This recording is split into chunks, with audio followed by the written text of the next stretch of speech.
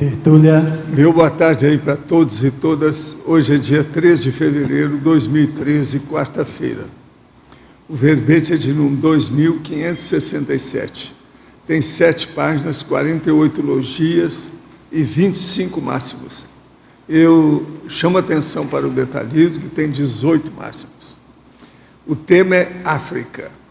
A especialidade é intrafisicologia. Agora, quem redigiu o verbete é a nossa veterana, professora Juliana, que está ali com uma assessoria muito de alto gabarito. Não é isso? Até você, tá? Definição. Definição. A África é o segundo maior continente da Terra, situado entre o Oceano Índico e o Mar Vermelho, a leste pelo Oceano Atlântico, a oeste e ao norte pelo Mar Mediterrâneo e ao sul pelo encontro das águas do Oceano Atlântico e Índico.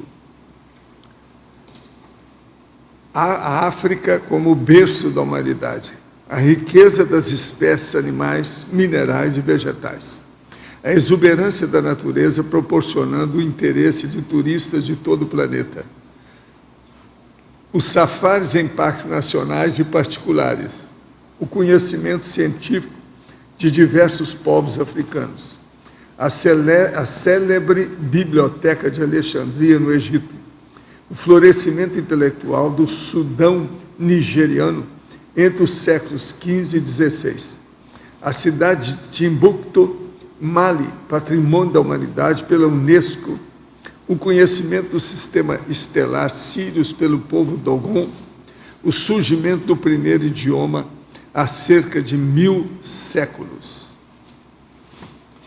Olha, tem muito mais de 20 linhas aí a fatologia. Eu li só uma parte, vale a pena vocês lerem aí, que a maioria não sabe desses temas aí. As energias conscienciais patológicas, a ausência da sinalética energética e parapsíquica pessoal, a falta da aplicação do autoparapsiquismo nas vivências diárias, a falta de autolucidez quanto à multidimensionalidade, a heteroassedialidade, os bolsões de consciência energívoras, consceneres, mantidos por rituais de magia, a influência de guias amauróticos, o trânsito de consciência originários de tribos africanas, atuantes em cultos e ritos sincréticos em diversos países. A remissiologia dos 15 verbetes, nós destacamos 5. Hipocrisia política, inclusão parasocial, poder da fraternidade, racismo e retardamento mental coletivo. Frase enfática. A anti-estigmatização do continente africano, fraterna e interassistencial, ensejará a evolução de milhões de consciências carentes de autolucidez, autodiscernimento e cosmoética. Quer dizer, ensejará a evolução de milhões de consciências. Agora, você já esteve na África? Quais foram as autovivências e paravivências nesse continente? A filmografia, eu lembro que tem 6 fontes. A bibliografia tem 7 fontes. E a webgrafia tem 10 fontes. Agora, a mega análise aí com João Paulo, nós temos 20 itens. Continente, natureza, subdesenvolvimento, colonização, reurbanização. Ritualismo, primitivismo, sincretismo, belicismo, tribalismo. Territorialismo, tradicionalismo, grupo karmologia, intrafisicologia e conviviologia. Culturologia, antropologia, pacifismologia, politicologia e sociologia. Eu quero lembrar que o nosso verbete do dicionário hoje é autoconscienciologia, o argumento é reflexivológico. Eu chamo a atenção para a conclusão, que tem 10 itens aí, de fatos, posturas, quando evidenciando publicamente a pessoa ser intermissivista, para ela entender mais a situação. Agora, nós temos aqui os questionamentos. Durante todo o feriado do Carnaval, ficamos fazendo o Laboratório de Técnicas Energéticas aqui no Instituto de Curitiba, o qual foi bastante proveitoso. Nos 2 primeiros dias, o holopensene estava bem denso e cheio de consciências patológicas para serem atendidas. Já nos últimos dias, egrégores assistenciais da sala ficaram bem mais agradáveis. Como poderia auxiliar alguns amigos que não conseguem sair das baladas baratrosféricas, como essa que vemos na TV durante esse período? Olha, o problema é dar exemplo para eles, né? Mostrar fatos. Às vezes o fato ajuda as pessoas que já têm um pouco de racionalidade. Agora, aqueles que não têm saída. Tem que esperar ter. Agora, a verbetógrafa Juliana, na coloquiologia, página 5, poderia aprofundar mais sobre o que você escreveu neste item? Coloquiologia, página 5. Sim, aqui essa frase, os expedicionários dispostos a fazer uma África, a meter uma lança em África. Aqui, essa expressão era muito utilizada no século XIX pelos exploradores que tinham coragem de ir até a África, porque muitos tinham medo de ir para lá, porque muitos morriam logo que chegavam lá. Então, eles iam, ficavam um tempo determinado, faziam o que tinham que fazer e vinham embora. E muitos morriam quando chegavam lá, por conta de doenças, né? Então, essa colocação aqui na coloquiologia tem a ver com isso, aquela pessoa que é corajosa, desbravadora, que não tem medo. Na fatologia, página 5, linha 5, a cidade de Timbuktu, no Mali, patrimônio da humanidade pela Unesco, não estará sujeita a saques e destruição nessa guerra entre rebeldes e franceses? Exatamente. Na verdade, guerra, né, mas foi uma intervenção militar da França no Mali, né, para combater os rebeldes tuaregues na região do Sahel, né, que é a região intermediária entre a floresta e o deserto do Saara. E realmente eles destruíram muitos escritos islâmicos antigos, e até assisti uma reportagem na BBC mostrando como estão hoje as bibliotecas de Timbuktu. Foram todas destruídas, os livros foram queimados, e a Unesco não fez nada para que isso não acontecesse. Então, assim, é uma pena isso ter acontecido lá. Na linha 10 da fatologia, mesma página, poderia nos falar mais sobre a segregação racial entre negros, entre brancos e negros? E ainda existe apartheid por debaixo dos panos na África? Existe o quê por debaixo dos panos? Apartheid? Sim, existe. Sim, eu morei lá em Kimberley, na África do Sul, por algum tempo, e eu me lembro que eu fui numa cafeteria com algumas moças de Botsuana. A gente entrou na cafeteria, só tinha eu branca com as negras. A gente sentou numa mesa, ninguém veio atender a gente. E todos que estavam na mesa eram brancos. Então, elas acharam um absurdo, porque em Botsuana não tem isso, mas na África do Sul ainda tinha esse resquício de apartheid. Teve uma época que eles me convidaram para ir lá, eu não quis ir. Eu já sabia disso. Os amparadores falaram, não vai não. Por que a intelectualidade aguçada assusta algumas consciências incautas? É porque ela, às vezes, tem culpa no cartório. A hora que mexe com o processo de intelectualidade, aparece mais verdade do que mentira. E o povo, então, tira o corpo fora. Isso é o motivo mais patológico que tem. O outro é porque as pessoas não estão afeitas ao processo, se sente com medo de cair no ridículo. Como não desanimar perante as legiões de pessoas que se deixam levar pelas religiões fantasiosas infantis? As pessoas acham que estão viajando na maionese. Olha, vai com calma e mostra seus exemplos pessoais baseados nos fatos. Isso, às vezes, ajuda cosmoeticamente a pessoa. Professor, a partir de que idade adquiriu a imperturbabilidade com teaticidade? Epa, calma lá. Eu não estou nessa. Estou querendo entrar, mas a situação é brava. A imperturbabilidade não é fácil. Agora, a gente vai. Quando a gente começa já a decidir que a gente pega lá, nós vamos chegar lá. Mas eu estou aqui, ó. Estou imperturbável com respeito ao sistema nervoso central periférico, mas Tem muito mais coisa ainda para a gente fazer. No verbete do DAC, página 13, poderia comentar o item autopesquisologia? Aqui eu digo o seguinte: não podemos esquecer, a pretensão de voltarmos a ser antas é impossível. Quer dizer, vocês nunca mais vão ser antas. É isso que eu quero dizer. Não deixamos de ser componentes da subhumanidade. E agora temos a necessidade universal da autopesquisa e do autodidatismo permanente. Sobre isso eu falei aí de manhã, que eu acho, por exemplo, que nós começamos a ter uma noção básica para fazer pesquisa quando a gente era gato. Por isso que o gato é tão curioso. Eu acho que a noção de pesquisa dentro do princípio consciencial, a evolução dele, começou quando nós éramos gatos. É ali que ele começou a fazer pesquisa. De modo que todo mundo tem esse instinto do gato, da gatologia. O nível evolutivo individual é inarredável e impermutável, o princípio da intransferibilidade evolutiva. Somos o que somos. A higiene consciencial é a condição mais séria. Não adianta passar milhares de desodorantes se a pessoa não tem o asseio consciencial, de acordo com os fundamentos da essenciologia evolutiva. Então, veja, o asseio consciencial é, no caso aí, o problema da prevenção, da profilaxia, da higiene propriamente interconsciencial, intraconsciencial. Então, é muito importante. Professor, poderia tecer comentário a respeito da renúncia do Papa Bento XVI?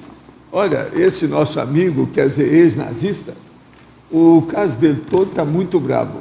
Agora, ó, tem aqui um negócio que eu não posso falar para vocês, que aqui está falando que teria que ter autorização da Folha de São Paulo para fazer qualquer comunicação eletrônica.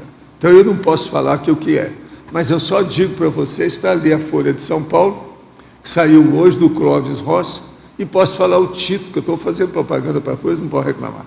Então, o título do artigo: Renúncia evidencia clima de guerra civil no Vaticano. Quem escreveu é o Clóvis Rossi. Agora, ó, ele está lá, está vendo de perto, a situação está precária e a barra é pesada. Agora, eu não vi nada aqui dele falar muito sério sobre Opus Dei. Para mim, tudo isso é devido ao Opus Dei, devido ao dinheiro. Eles estão tendo que usar muito dinheiro, então está criando problema para eles. Agora, a ótica, então, da conscienciologia é justamente isso. Eles estão numa pior, né? Tem que fazer uma renovação, e então a briga danada entre os cardeais e o povo todo lá da cúpula do Vaticano. Então, agora é um pega para capar. Vamos ver o que é que vai dar disso aí. Agora, como ele está falando, é uma guerra civil, fratricida entre as pessoas. Agora, ó, queria dizer para vocês que está havendo aí o projeto da rede interassistencial do autorado, chama RIA. Agora, a Editares entra nessa através da Luciano Ribeiro, o Paulo Abrantes e outros mais. E a Uniescom entra com o Marcelo da Luz e a Rose. E tem a Reconsciência com a Regina Camilo e tem a Nascer com a Mariângela Lickman. Então, quem se interessar pelo processo do autorado, seria bom entrar em contato com essa turma, que são os mais preparados para estudar, falar e desenvolver o processo. E outra coisa, eles estão aqui com uma coisa fora de série. São 28 itens do Guia do Autorando.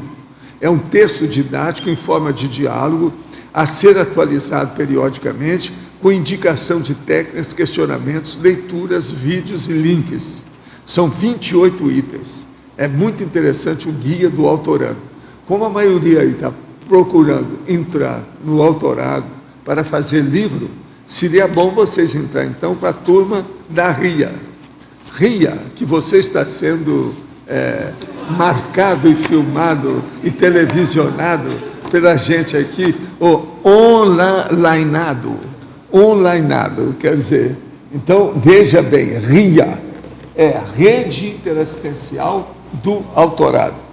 Agora, ó, para você, eu quero te mostrar aqui esse livro lá de baixo, do Edgar Rice, Sir Richard Francis Burton, O agente secreto que fez a peregrinação a Meca descobriu o Kama Sutra e trouxe as 1001 noites para o Ocidente. Esse aqui tem uma opção de coisa dele. Aqui, ó, tem a cara dele do jeito que ele era mesmo. Está entendendo? Agora, é interessante ver esse livro aí. É bom você ver dentro essa condição. Esse aí, ó, é que está ajudando a turma do intercâmbio e vocês da África. Ele está ajudando a Juliana. Tem esse livro aqui também. Ó. Ele está aqui hoje, ele apareceu aí. Tem esse livro e ela também. estava com esse livro dele aí, ó, falando também sobre o assunto. Então é bom vocês fazerem. Outra coisa, ela está falando aqui nele, que está aqui na parte da masculinologia. Sir, aqui ó, explorador inglês, Richard Francis Burton, 1821-1890. Esse aqui é o cara mesmo, é o grande. E na perfilologia eu também coloquei a Emily Hobhouse, não sei se o pessoal que já ouviu falar. Ela foi uma pacifista inglesa que ajudou a terminar com a Segunda Guerra Anglo-Boer. Para quem se interessar, não tem livro em língua portuguesa sobre ela, só em inglês. Essa é a Hobhouse, a turbulenta vida de Hobhouse. Emily. Foi turbulenta mesmo. Turbulenta, veja bem. Agora, Arlindo, eu entrego a minha professora aí, muito séria, da África para você. Juliana, então na fatologia, a quarta linha de baixo para cima, você tem aqui as minas de ouro e diamantes motivando conflitos armados e guerra. Segue aí com os diamantes de sangue, que foi o nome de um filme, né? O que existe de real nisso aí, além dos filmes? O que tem de real é que os diamantes eles são lavrados em minas na África e eles são utilizados pelos governos para financiar a compra de armas e para incitar as guerras, os conflitos civis. Esses trabalhadores geralmente são trabalhos escravos. A gente não sabe quais são ou não esses diamantes de conflito. E no ano 2000 foi criado o processo Kimberley para legalizar esses diamantes, mas recentemente eu assisti uma reportagem sobre esse assunto e ainda há esses diamantes de sangue, diamantes de conflito, mas os diamantes mesmo que podem ser considerados que não são de conflito são aqueles provenientes da Austrália e do Canadá somente. Os da África não se pode garantir que sejam diamantes limpos, né? Que não sejam de sangue. Agora, com relação ao ouro, ele foi motivo de guerra na África do Sul no século XIX, entre ingleses e os afrikaners. E na segunda linha da página 6, o predomínio de líderes psicopatas no poder. Também já houve filmes a respeito. Tem no Zimbábue um exemplo bem atual, né? Tem o presidente Mugabe. O que ele fez? Ele, na década de 50, 60, ele fez uma nacionalização das fazendas no Zimbábue e retirou todos os donos de fazenda que eram brancos, todos os ingleses. E isso provocou uma saída das pessoas, principalmente para a África do Sul, porque ele queria que os negros fossem donos das terras e não os brancos. E isso foi causando uma queda na economia no país. E hoje o país é um dos mais pobres na África. Outro dia eu li uma matéria dizendo que eles tinham $200 em caixa. Depois que eles pagaram todos os funcionários, só sobrou $200 na presidência do país. Então eles estão vivendo uma situação crítica lá. E esse presidente, ele é todo maluco mesmo. Ele faz umas coisas meio sem noção, assim. Obrigado. Juliana, eu já vi entrevista de intelectual africano comentando a questão de pedindo para não os outros países, os países ditos desenvolvidos, não se preocuparem com a África, do ponto de vista de educação, deixar que os próprios africanos se preocupem com isso. Quer dizer, ele acha que um pouco do atraso atual da África também se dá por essa intervenção, muitas vezes até um auxílio, mas que acaba criando uma relação de dependência e acomodação. Como é que você vê isso, você que está vivenciando lá? O que você acha sobre isso? Atualmente, por exemplo, na área que eu trabalho, eles valorizam muito o trabalho do estrangeiro. Só que quando a experiência que eu tenho de um estrangeiro que quer ensinar alguma coisa para um negro, você consegue ensinar, eles assimilam aquilo e mudam o modo de trabalhar durante um período curto, alguns dias, uma semana. Depois eles voltam a fazer tudo da maneira deles. Então, assim, é muito difícil. Essa experiência eu tive mais no Mali. Mas em Moçambique, o pessoal já tem um nível de educação um pouco melhor. Então, eu vejo assim que há um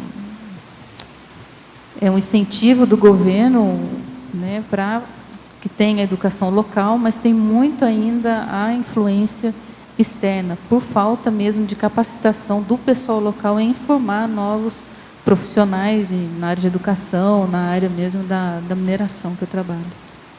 Mas você acha que hoje os problemas africanos poderiam ser resolvidos pelos próprios africanos? Não.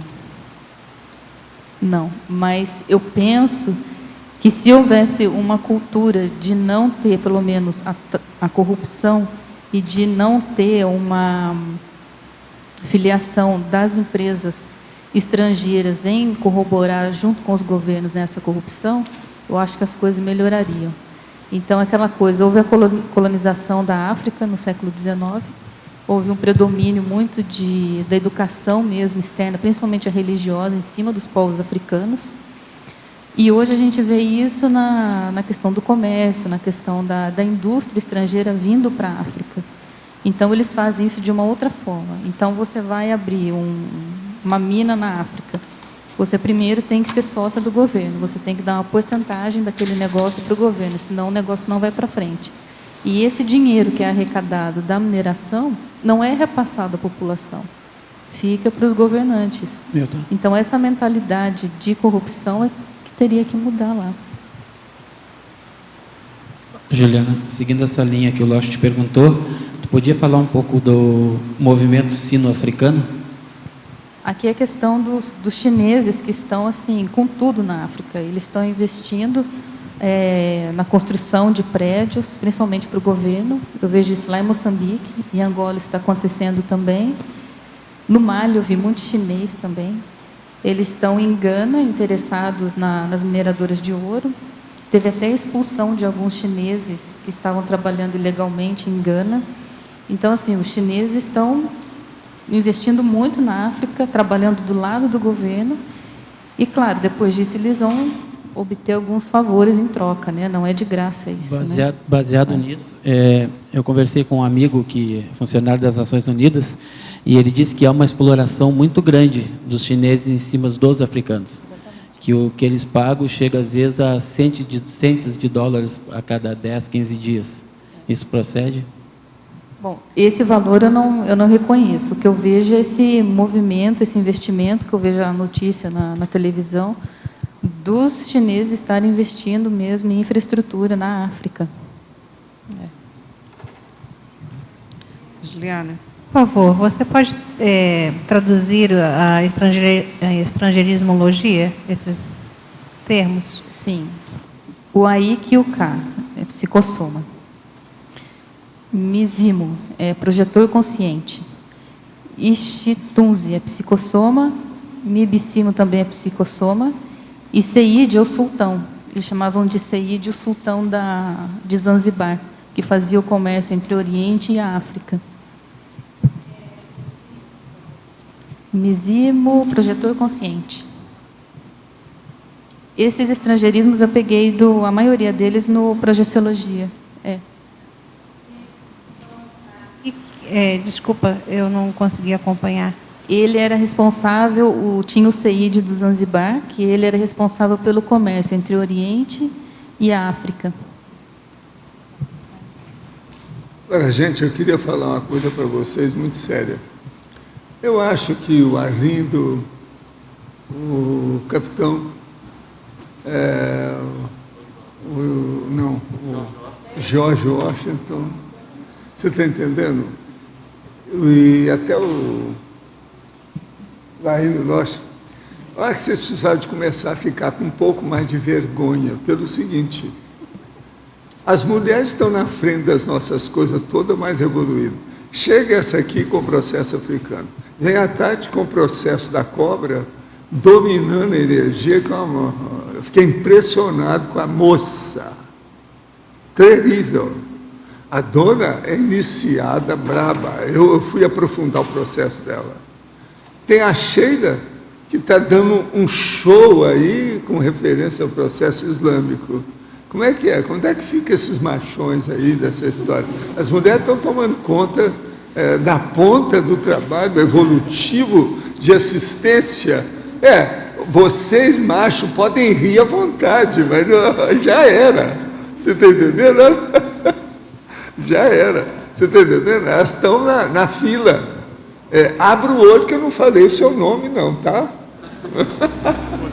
Mas, Guvaldo... Agora, pode falar. Juliana, eu ia fazer a pergunta que a Érica acaba de fazer. Esse Isidunzi seria a sombra? Isso. Eu não sei, eu não estudei assim as... eu andei fazendo pesquisa sobre todos esses daqui, eu só não achei o Ike.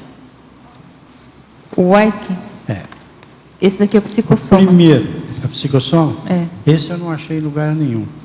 Aí você cita em Roça, em Zande, onde que está em isso? Suhali. Não, Swahili. Você passa pela África. Eu fiz a pesquisa, eu achei muito interessante, ia fazer a pergunta para você, de onde... porque todos isso aqui tem relação conosco, né? Com o parapsiquismo. Agora, eu gostei muito do seu verbete, eu li todinho, tem um mundo de informações, é muito... como é que eu vou dizer? Ele nos incita... Informativo. Nos Ele incita super informativo. A conhecer melhor a África. Agora, eu achei uma coisa aí, numa sessão que praticamente ninguém dá bola aqui. Passa batido. E quando eu vi, eu falei, mas não é possível. De onde saiu isso? É a etimologia. Está tudo bem a origem da África. É claro, vem do latim, até a palavra África em grego vem do latim, que significava na época ali mais ou menos a Tunísia, né? Região de Cartago.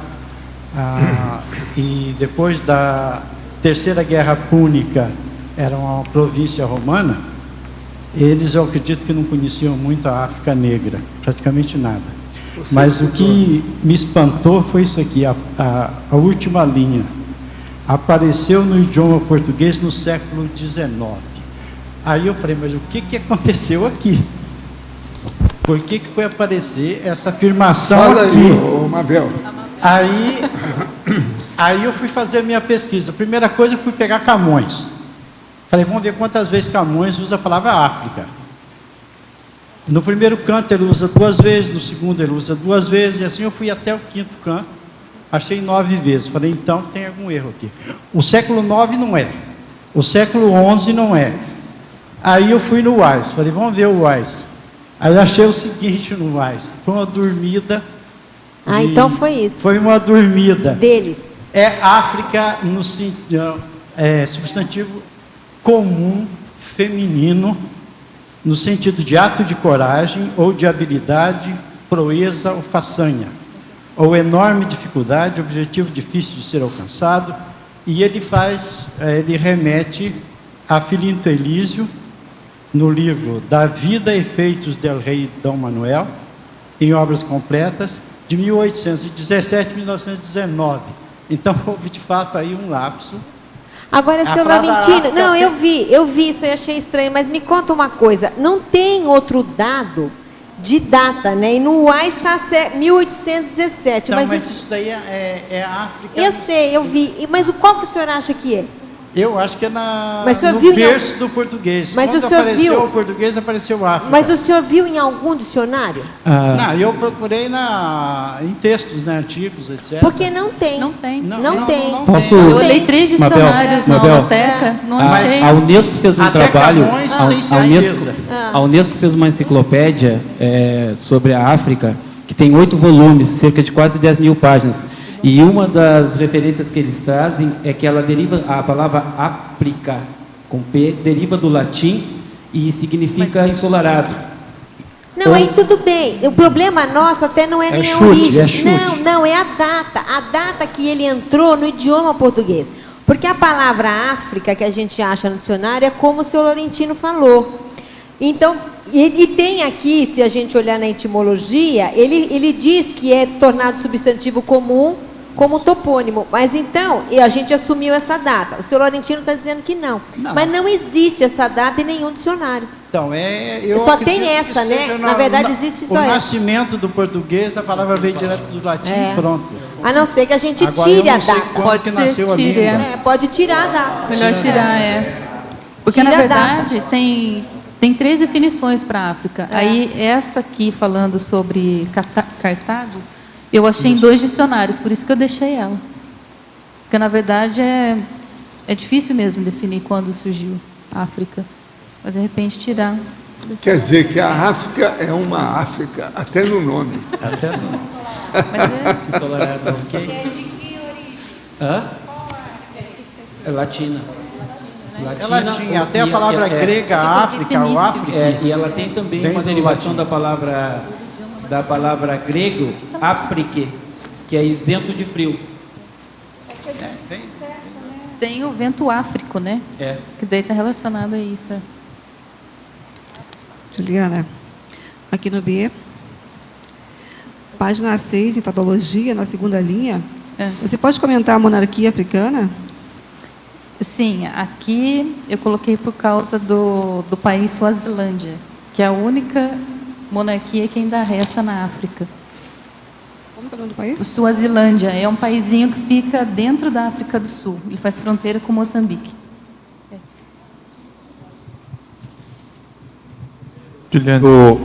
O termo africano, ele surgiu no português no século XIII. Africanos, que vem também do latim.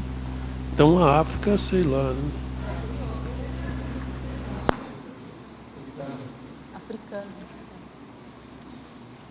Agora é bom a gente esclarecer 2 coisas sobre 2 países lá. Mali não quer dizer mal nem malícia, tá? Nem maligno. E Gana não quer dizer que eu estou ávido para pegar o pescoço de vocês. Não tem nada a ver com isso, não. É bom a gente clarear isso.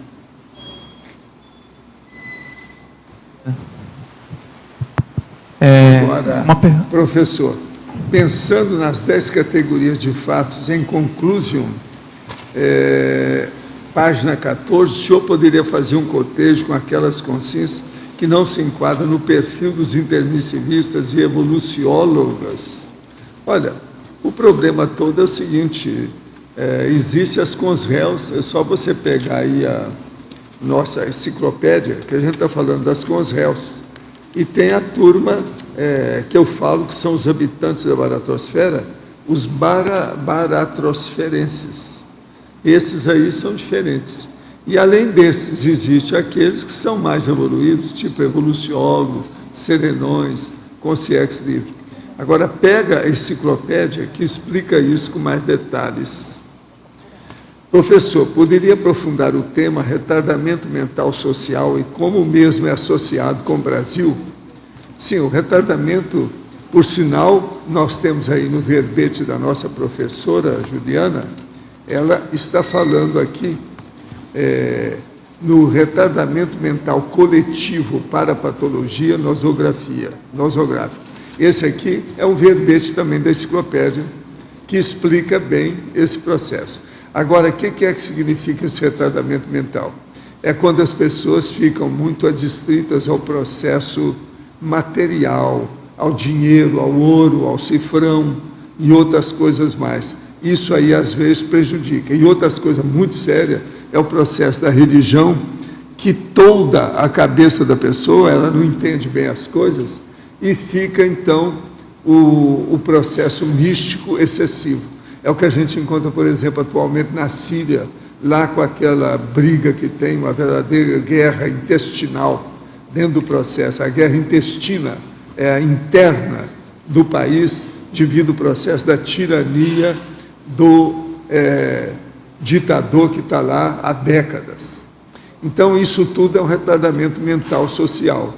Nós vimos aí o que aconteceu com aquele cara que era o Muammar Gaddafi. E ele, todas as loucuras que ele fez. Hoje, o povo já está mostrando o que é que esse homem fez. Ele, então, ele fez o retardamento mental, social da Líbia. E por aí vai. Agora, a verbetóloga, o negócio aqui está mais sério. Verbetóloga. Em Fatologia, página 5, terceira linha, favor dar exemplo de conhecimento científico de diversos povos africanos. Sim, aqui tem os egípcios, né, com conhecimento da astronomia, matemática, da agricultura, e tem também o povo Songhai, que é o povo do oeste africano, que também tem o conhecimento de astronomia, matemática. Inclusive tinha a Universidade de Tumbuktu, que hoje é em Mali, que era o centro filosófico no século XV. Em Parafatologia, página 6, quarta linha, poderia explicar sobre os bolsões de conceneres mantidos por rituais de magia? Sim, esses são os ritos, né, africanos de magia que eles fazem para conseguir bens materiais. Isso vai criando bolsões de consciências energivoras e que aquilo vai mantendo, as pessoas vão lá... E que na Bahia tem quimbanda, umbanda, exatamente, etc. candomblé, essas coisas. Né? Catimbó. Ainda em Parafatologia, quinta linha, o trânsito de consciências atuantes em cultos e ritos sincréticos. São esses, né? Os da Bahia são todos sincréticos, esses nós falamos aí. Exatamente. Só aí tem 4, umbanda, quimbanda, candomblé, catimbó. Exato. E vai alimentando esse trânsito de consciências. Todos são sincréticos, é uma mistura. Em sinergismologia, poderia aprofundar o sinergismo das múltiplas culturas nas questões humanitárias. Quinta linha. Sim, aqui é a questão do voluntariado na África, né? Tem voluntário na área da saúde, na área da educação, tem missionários religiosos da Igreja Católica, Evangélica. Eu mesma já encontrei com missionários indo trabalhar na África do Sul, e muitos deles vão com recursos próprios, passam as férias lá, para trabalhar junto com essas pessoas. É uma coisa bem bacana assim, que eles fazem. Professor, o senhor fala nos 700 experimentos sobre a técnica de casar só após os 40 anos. Poderia explicar mais? E também sobre o verbete trintão sem duplista. Olha, o verbete trintão sem duplista, o melhor é você ir e ver diretamente, que ele é complicado. A gente escreveu, tem muito detalhe. Agora, casar após os 40 é o seguinte: uma pessoa, por exemplo, ela é inversora existencial, então ela não quer casar, mas às vezes vem um processo para fazer uma infiltração, algo extra. Não chega a ser um contratempo, mas é uma interveniência dentro do destino da pessoa. Ela então resolve fazer uma concessão para fazer uma infiltração de algum trabalho. Isso quase sempre ocorre depois dos 40 anos. É isso que nós queremos dizer. Então a pessoa ela vai se tornar reciclante aos 40. Eu me tornei reciclante aos 42 anos. Foi quando eu resolvi casar para receber como filho o meu irmão. E eu achei que aquilo era importante, que nós temos muita afinidade. Ele comigo, eu com ele. E olha, deu certo, meu filho está por aí. Está trabalhando e recuperou uma porção de processo dele, porque na vida anterior o meu irmão era epilético. A epilepsia ele pegou logo que ele nasceu, devido ao parto laborioso pelo qual ele passou. De modo que o problema é esse. Agora, o trintão sem duplista, é só você ver lá, é só ver o verbete que está lá, é só pegar no download, tem tudo aí, não é isso? Não tem problema. Juliana, na parapatologia você citou o conhecimento de práticas projetivas no Antigo Egito. Uhum. E as práticas projetivas elas auxiliam muito no autoconhecimento e na autopesquisa. Teve outra civilização, a China, que ela também teve muito desse tipo de conhecimento. Só que isso não se manteve ao longo dos séculos. E hoje aqui em Foz a gente está começando de novo uma nova sociedade aqui, onde você está fomentando esse tipo de pesquisa. Na sua opinião, o que é necessário para que isso se mantenha ao longo do tempo? Você fala projeção consciente? Isso. Eu acho que tinha que acabar com a religião, porque quando você fala em projeção consciente, as pessoas levam isso como, não, isso não é nada, é sonho. Muitas pessoas têm experiências projetivas, comentam em casa, isso aconteceu comigo, mas não, é sonho. Porque se isso for divulgado de maneira homeostática, como algo técnica que faz bem, eu acho que isso iria acabar com toda a religião que existe. E por isso que não é divulgado na sociedade, né, como um todo. Juliana, aqui no BIM novamente. Na feminologia, você pode comentar a questão da pacifista inglesa Emily Roboze? Qual é a contribuição dela em relação à África? Com relação à África? Eu trouxe esse livro aqui, você viu? Sim, eu vi, estou vendo. Você viu? Ela era filha de um arcebispo na cidade de Liskeard, na Cornualha, na Inglaterra. E depois que o pai dela morreu, ela foi primeiro ser missionária nos Estados Unidos. Ela, retornando à Inglaterra, ela começou a se envolver com a questão da Segunda Guerra Anglo-Boer. E ela fazia parte de uma associação, e ela foi nomeada secretária na área feminina. E ela desfez tudo que ela tinha na Inglaterra e foi para a África do Sul para ver a realidade dos campos de concentração que os ingleses estavam criando. Então, os ingleses queimavam as fazendas dos africanos, que são os brancos sul-africanos, e mandavam essas pessoas para campos de concentração, sem alimentação, sem higiene, em condições precárias. E ela foi lá para visitar esses campos e levou mantimentos e levou roupas, né, para ajudar as pessoas. E retornando para a Inglaterra, ela fez um relatório sobre essa situação, e ela foi considerada traidora da Inglaterra por estar defendendo e ajudando os Boers, né, os africanos. E depois, em seguida, ela voltou para ajudar na reconstrução do país. Escuta, a Hobby House não tem nada a ver com a Juliana, não. Uma só é a cara da outra, tá? Não. Eu não falei nada. Eu não disse nada, tá? Não está aqui quem falou, tá?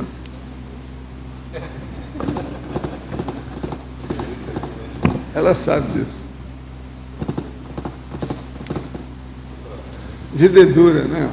Eu não tenho nada a ver, eu não entendo esse negócio, um troço que vocês falam aí de personalidade consecutiva. Não entendo isso. Não sei nada desse negócio. Juliana, a Rosa aqui. É bom ver a biografia da Hobby House. Mas não é, o temperamento é o mesmo. O temperamento é que manda nisso. I'm sorry. Eu falei umas coisas para ela desde que eu a vi a primeira vez. Minha consciência está tranquila.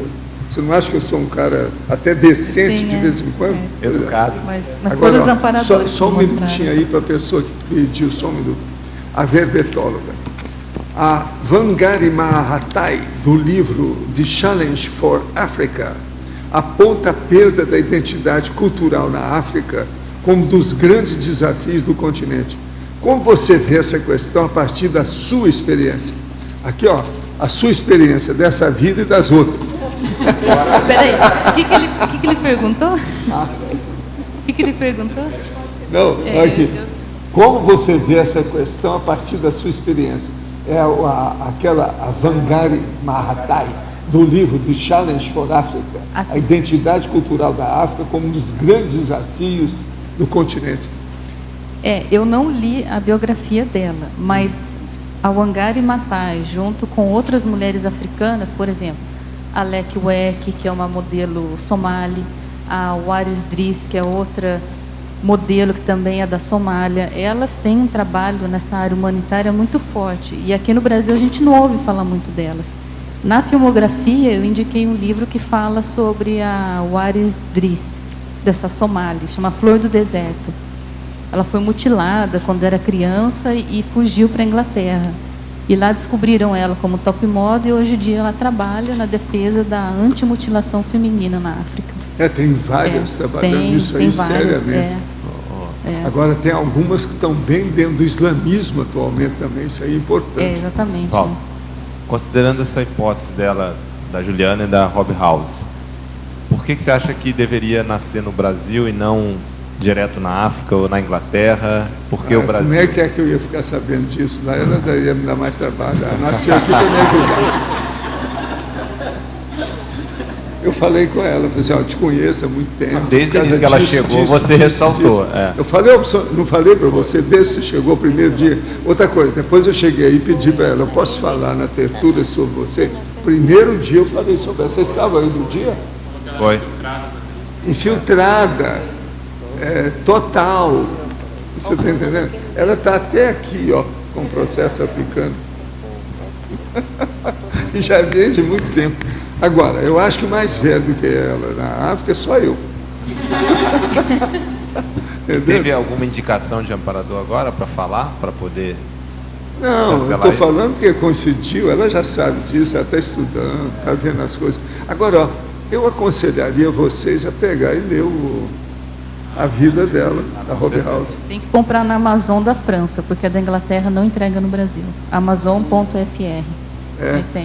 Já está dando a dica onde é que tem o livro. Ao que me consta, não tem nenhuma biografia boa dela no Brasil ou referência muito grande da Rob House. Não tem. Não tem. O povo não conhece bem ela, não. Eu conheço por causa de outras vias travessas, muito diferente disso, por causa dos meus processos. E ela nasceu na Cornualha, né? É uma opção de coisa. Então, meu povo. Fala um pouco dela.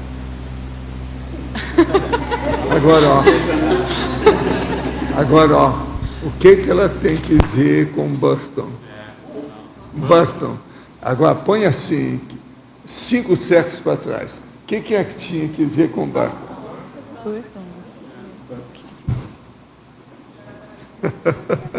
Vocês têm que começar a estudar esse negócio de personalidade consecutiva. Entendendo? A raiz e outras cositas más.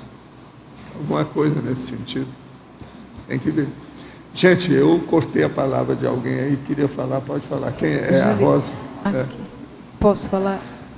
Na fatologia, eu tirei da página que eu estava anotando aqui. Tá fora de série. Na página 6, fatologia, 7ª linha da fatologia da página 6, onde você fala sobre o mito deplorável do estupro de crianças como forma de cura do vírus do HIV. E essa notícia eu tive a primeira vez que eu fui na África do Sul, em 2001, que eu fiquei sabendo que as crianças eram estupradas dentro do hospital, porque eles acreditavam que, como a criança é pura, e se eles estuprassem uma criança pura, eles se curariam do vírus da AIDS. Eu não sei se isso continua até hoje, tá? Mas essa foi a notícia que eu tive logo que eu cheguei assim de cara lá. Juliana, aqui desse lado, aqui. Oi. Você fala de várias fobias aqui. Você poderia falar um pouco a respeito disso? Porque não dá para entender se são as suas próprias fobias ou as fobias, o que acontece, o ambiente que induziu isso em você.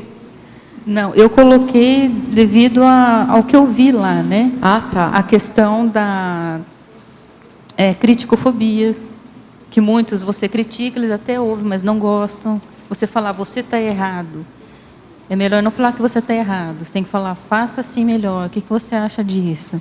Porque eles sabem mais, entendeu? Principalmente muçulmano. Então você tem que estar o tempo inteiro com essa postura de você não pode ter mando de jeito nenhum. Você tem que ir contornando para não entrar nessa energia de fobia. É isso. Se você chegar mandando lá, esquece. Você pode morrer de pedir um favor para eles, que eles entrar por um ouvido e sair por outro. Até porque é uma cultura diferente, um país diferente, você é estrangeira lá, então exatamente, fica tenho complicado. Que adaptar a eles. Então tá. Exato. Obrigada. B. Parabéns mais uma vez pelo mais um verbete. Na página 6, detalhismo, sinergismologia, na 4ª linha, o sinergismo patológico de Trafares, exprimindo o pior da personalidade das consréus. Expande um pouquinho mais em relação ao tema África. Sim, aqui você vê assim, que tem muito belicismo na África, né? Eles são muito belicistas. Então, penso assim que a questão das cons-réus que estão na África, elas vão muito por esse lado, né? E também junto à questão do misticismo, eu acho que aí vai piorando mais as coisas ainda. Então, acho que essa questão mística e bélica, acho que tem muito que ser melhorado isso. Então, por exemplo, no século XIX, quando houve a colonização, houve muito assim a instigação por parte dos colonizadores na questão do uso de armas, a incitação entre as tribos para elas brigarem entre si. Então, isso foi uma realidade, e isso continua até hoje. Então, se eles já tinham isso com eles, a questão bélica, você colocando arma, incitando, né, a luta, o conflito armado, isso vai piorando cada vez mais. Isso vai virando uma patologia que depois, para terminar, é meio difícil. Predominância da África, ele embasa nesse sinergismo aqui, ó. Sim. Como um todo? É. Não como um todo, mas em grande maioria, né? Na grande maioria. Ok. Obrigado. Juliana, na fatologia, a página 5, a linha 8, ou oitava. O que você me diz dessa divisão da África por países europeus no século XIX, desrespeitando as diferenças de etnias, estaria subjacente a vários massacres e guerras do nosso século? E em muitos casos não houve nem massacre, né? Por exemplo, a tática da Inglaterra muitas vezes era não interferir no modo de vida dos africanos, né? Então eles deixavam tudo como eram, não interferia no modo de vida deles, mas eles tinham os chefes tribais que eles eram coniventes com o tipo de comércio que a Inglaterra tinha na África. Então, quando houve a divisão da África na Conferência de Berlim, não foi considerado as etnias africanas. Então, você vê num país várias etnias que têm uma rixazinha uma com a outra, né? Em alguns países chega a ter os conflitos, como em Ruanda, né? Os Tutsis e os Hutus, né? Que gerou até um genocídio em 1994. Mas, assim, não houve o respeito. É como se dividisse o Brasil e sei lá, passasse a régua, né? A Tordesilhas, né? Então, é nesse sentido que eu estou falando aqui. Juliana, você conseguiu perceber, assim, tanto chakras da Terra, quanto também trabalhos em que haja um desenvolvimento para assistência mais ostensivo? Você conseguiu perceber algum grupo, alguma linha de trabalho, assim, dessa forma, além dos voluntários já mencionados? Você fala dos voluntários da Conscienciologia? O que eu percebi lá, da experiência que eu tenho, é a questão de amparo, de ver consciexes, amparadoras, de sentir o amparo, de ter uma inspiração, me indicando coisas para estudar, para ler, nesse sentido. Então, penso que tem amparadores trabalhando lá, mas, de repente, faltam mais voluntários mesmo atuando para que isso aconteça de uma forma mais efetiva lá. Acho que, de repente, está tendo uma falta. De repente, tem muito amparador lá, precisando de consins lá, para fazer TENEPs, ou até mesmo EPICONs, para que a coisa lá se desenvolva, porque energia tem muito lá, na África. Juliana, aqui no D. Bom, você falou da questão da corrupção, né? No continente africano, talvez como um todo, na maioria dos países. Você observa que essa cultura da corrupção, ela é presente em todos os níveis sociais, preponderante em todos os níveis sociais, ou ela está mais adstrita a uma classe de dirigentes, a classe mais favorecida economicamente? Por exemplo, aqui no Brasil, a gente tem a cultura do jeitinho brasileiro. Lá na África, existe algum tipo de cultura, jeitinho africano? Como é que é essa manifestação da corrupção nas diversas camadas sociais? Tem em todos os níveis. Inclusive, o nosso jeitinho brasileiro veio da África, né? Só que lá, aqui já está mais trabalhado, né? Lá é o jeitinho mesmo, assim, na cara dura, sabe? E eles te enganam, assim, na maior. Quando você fala, não, quando você mostra que você está percebendo que aquilo é assim uma malandragem, um jeitinho, aí eles param, aí eles começam a rir, sabe? Aquele jeitinho de risada, me descobriu, sabe? Então, isso é muito comum. No meu escritório, por exemplo, se eu deixar a porta aberta, eles entram, pegam as coisas da mesa. Entendeu? É desse jeito. A minha colega, eu falei para ela, olha, se entrar alguém aqui para pegar alguma coisa na sua mesa, eu não vou autorizar. A não ser que você me autorize, porque entra muita gente aqui e depois some alguma coisa aí de importância, como que vai ficar? Você vai chegar e falar, Juliana, você não viu que entraram e pegaram as coisas da minha mesa? Pegaram uma caneta, uma régua. Grampeador eu guardo na gaveta, porque o da secretária já sumiu e quando some ninguém compra outro. Sabe, coisinhas assim, de pegar as coisas do outro sem permissão, é normal. E com essa presença... Criança, reação infantil. É um tipo de corrupção. Eu estou vendo que você analisou o negócio, que eu queria ver se você tivesse visto, mas você viu. Você colocou o lápis amarelo aqui. The family fortune was founded on the slave trade. A família dela ficou rica com a escravidão. Você viu bem. Agora me conta, você nasceu quando? 77. Quanto? 77. 77. Nossa, foi muito tempo que você passou lá. 61. 16, né? 1916 foi 77. 61. 26. Ela morreu em 16. Não foi? Ela morreu com 56 anos em 1916, não foi? 26. Gente, vocês têm certeza? Fate might have best kind of Emily Hobhouse had she died in 1916 instead of the Kitchener after the bitterness of the South African War had faded. Aqui estou falando bem claro no epílogo, que eu sabia 16, não era de 26. Não, é 16 aqui. Então isso aqui, olha aqui, ó. Aqui, ó. Aqui. Então pode ser. Aí então estão falando. Não, olha aí que está falando dos 16.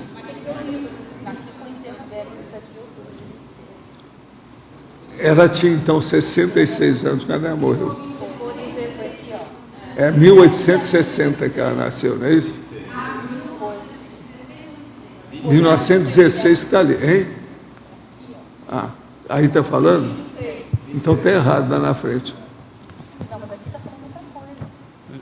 Olha bem. 51. Pois é, meio século. Sr. Valdo. Juliana. Não, em cima. Daqui que eu te mostro o que é. Sr. Valdo. Agora, Valdo, você ressaltou essa questão da escravidão. O que você vê, esse processo dela com a África, tem a raiz... Não, isso aí foi uma das coisas que, devido à família dela, deu força para ela ir trabalhar. Ir trabalhar lá. Foi. Isso aí foi o fator desencadeante. Aquilo que nós estávamos falando aqui ontem, sobre o fator desencadeante. Eu dou muito valor para fator desencadeante. Entendendo? Você vê que ontem se falou muito nisso aqui claramente, que é o que eu acho. Então, o fator desencadeante aí no caso dela... A família dela tinha muito escravo na Índia. Na época foi a questão comercial na Índia. Sr. Valdo. Agora, o caso é o seguinte, deixa eu ver aqui onde é que é, porque sumiu tudo aí o que você colocou. Deixa eu ver onde é que é. Misturou tudo aqui.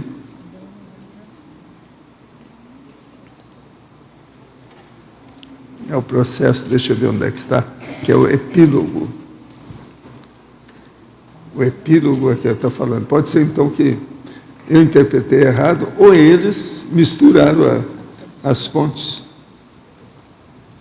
Deixa eu ver aqui onde é que está. 297.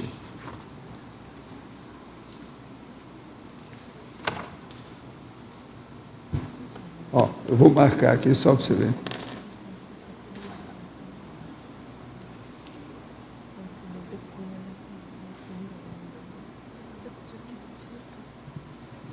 Vê se isso está certo isso aí.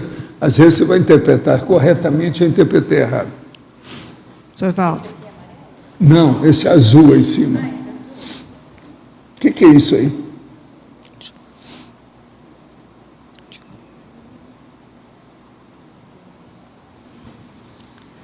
Professor Valdo, aproveitando seu comentário que o senhor fez antes, qual a relação que há então, entre o Francis Burton, né? Já que eles não foram assim... Quando ele dessomou... Eu não estou entendendo nada aqui. Quando o Francis Burton dessomou...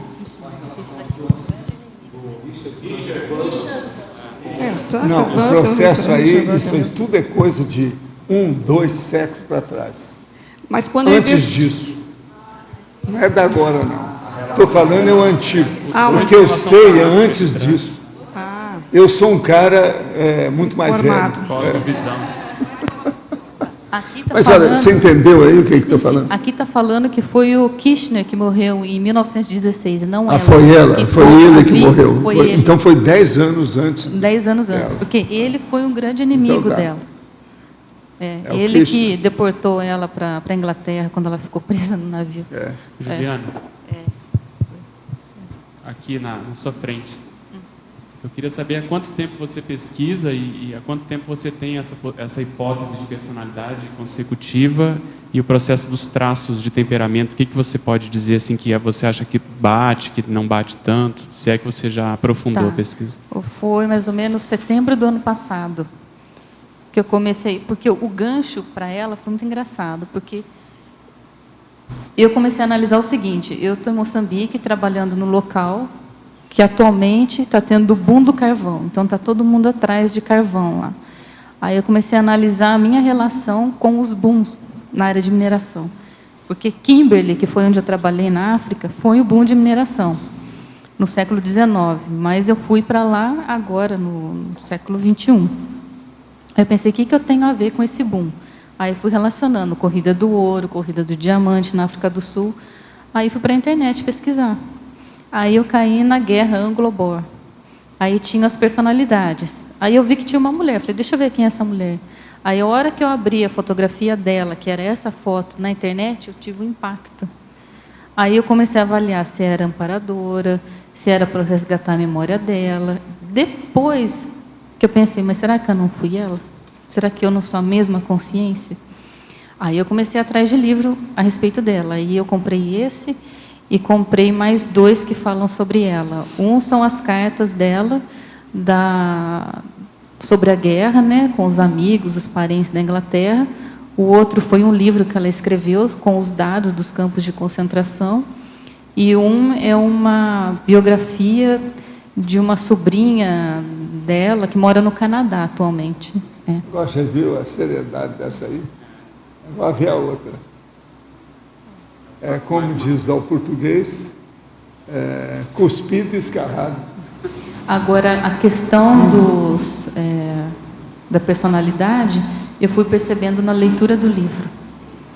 Já começou com o nome, que eu achei feio o nome dela. Eu virei a página, estava dizendo que ela não gostava do nome, que ela tinha pena das pessoas que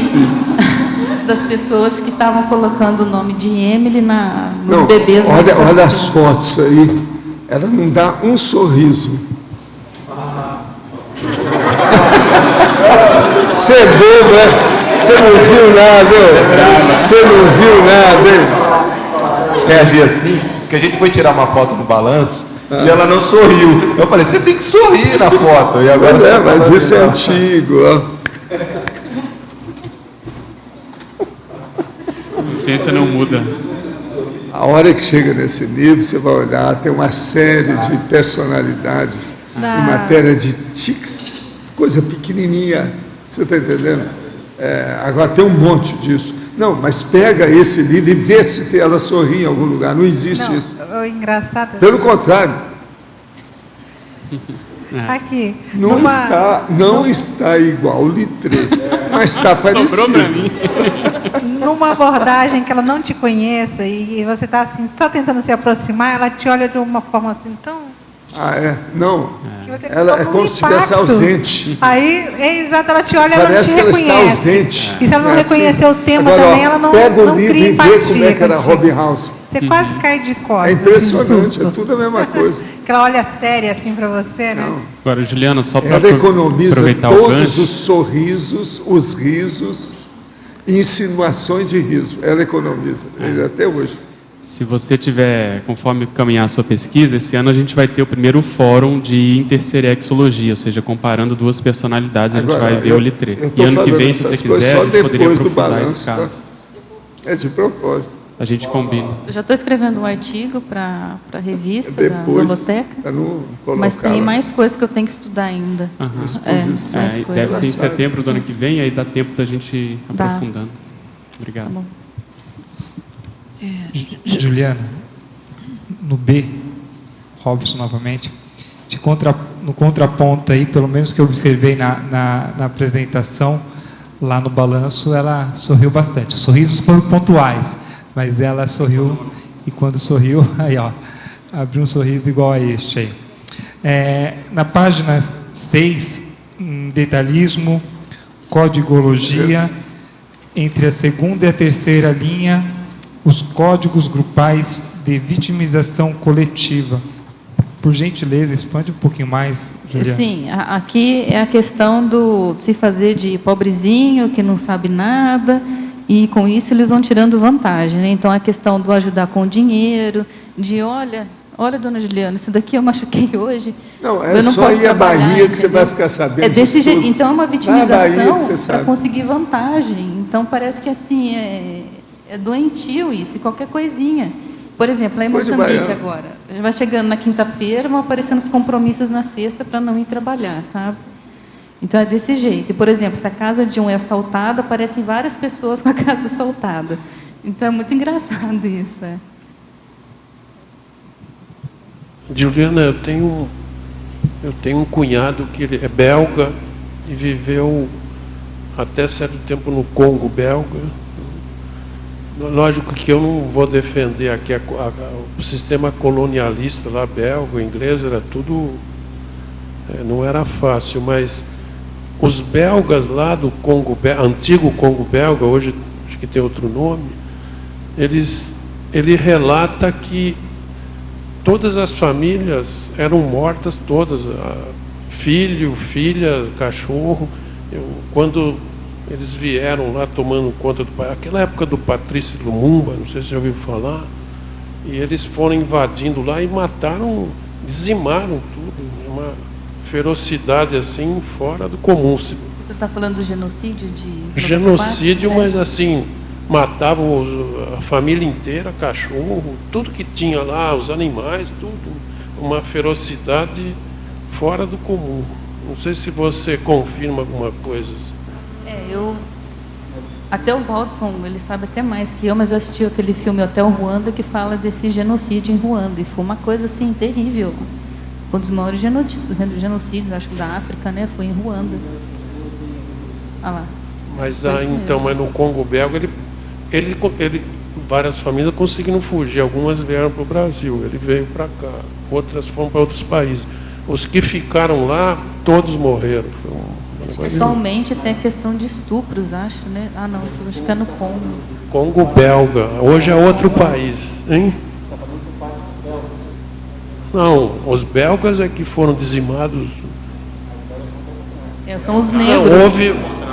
Houve as duas coisas. A história conta o contrário, mas o que houve antes eu não sei. Os belgas foram dizimados com certeza, que ele me contou e sabe de detalhes. A invasão belga no Congo, ela está retratada em 2 livros, que é um que ganhou agora o Prêmio Nobel de Literatura em 2011, que é o Sonho do Celto, do Vargas Llosa. Ele retrata bem a invasão belga dentro do Congo. E tem um outro do Arthur Conan Doyle, que ele fala que é a tragédia do Congo, que ele conta o massacre que os belgas fizeram dentro do Congo, dizimando, que eles calculam, mais de 20 milhões de pessoas. E, posteriormente, houve uma guerra civil para a independência do Congo, que correram com os belgas de lá, né?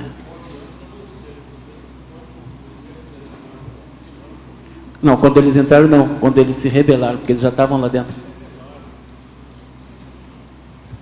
Juliana. Sim. Tânia Guimarães aqui em cima no ar.